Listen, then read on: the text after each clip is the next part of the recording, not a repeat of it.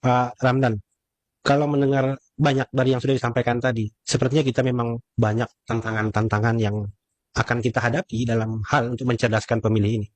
Nah, menurut Bapak, Ya. apa kira-kira tantangan terbesar bagi kita tentunya sebagai penyelenggara pemilu dalam menciptakan pemilih cerdas di era digital saat ini, Pak? Nah, seperti yang saya sampaikan tadi bahwa penting melakukan edukasi atau literasi digital kepada masyarakat ya. Jadi pendekatannya itu memang pendekatan secara informasi teknologi. Karena bukan apa? Ketika peserta atau pemilihnya udah lalu penyelenggaranya masih konvensional, ini kan juga menjadi problem. Oleh karena itu, mau tak mau penyelenggaranya juga harus adaptif terkait dengan kemajuan informasi teknologi. Karena ini menjadi sebuah tantangan bagi teman-teman penyelenggara.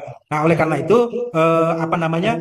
Pendidikan literasi kepada masyarakat dan kita harus masuk ke ruang digital kepada pemilih itu menjadi bagian yang penting. Kemudian cek terhadap fakta atau informasi yang diterima ini juga menjadi harus kita apa ya edukasi kepada masyarakat. Karena kelemahan kita ini kan di masyarakat kita itu malas untuk mengecek kebenaran terhadap sebuah isu atau Iya, informasi. iya. Pada Nah, umumnya demikian. ini juga iya, ini juga menjadi problem menurut saya. Nah, hal-hal seperti ini saya kira juga perlu kita lakukan edukasi kepada masyarakat. Karena tidak sedikit juga informasi-informasi palsu yang kemudian dikemas secara baik dianggap bahwa itu adalah sebuah kebenaran. Kan enggak juga sedikit ya yang kita temukan kayak gitu. Nah, oleh karena itu tadi di tengah tantangan informasi teknologi lalu kemudian ada apa namanya? Kehadiran teman-teman penyelenggara pemilu untuk melakukan proses pendidikan pemilih, maka itu menjadi sebuah apa problem, sebuah tantangan yang memang harus dilaksanakan, yang harus diikuti, dan kawan-kawan harus hadir ikut adaptif dengan informasi teknologi yang ada saat ini gitu.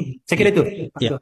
Kalau untuk sebagaimana yang disampaikan oleh Pak Ramdan tadi, pendekatan-pendekatan yang sifatnya literasi pemilih, kemudian pendidikan politik, tentunya juga sudah rasa-rasanya sudah maksimal kita berikan lah kira-kira begitu Pak.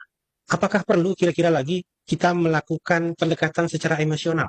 Misalnya memberikan sesuatu yang tepat menyentuh di hatinya. Kalau kan ada lagunya tuh, sentuhlah dia tepat di hatimu. Ada kan lagu seperti itu kan. Nah, Iya, iya, apakah iya, iya, ada iya. kira-kira triknya itu Pak untuk bisa menyentuh hatinya, terketuk hatinya supaya oh iya memang benernya kayak gini gitu. Ada nggak kira-kira itu Pak? Saya kira penting itu.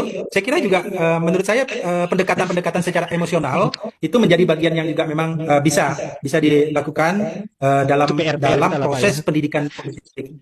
Iya.